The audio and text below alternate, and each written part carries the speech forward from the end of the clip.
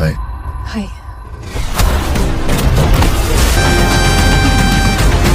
Hello movie lover ভাইয়েরা, কেমন আছেন আপনারা? চলে এলাম কালকি মুভির রিভিউ নিয়ে। মাত্রই কালকি মুভির ট্রেইলারটা দেখলাম, ভাবলাম আপনাদেরকে জানাই কেমন হলো ট্রেইলারটা, আর সাথে হালকা কিছু ব্রেকডাউন করি।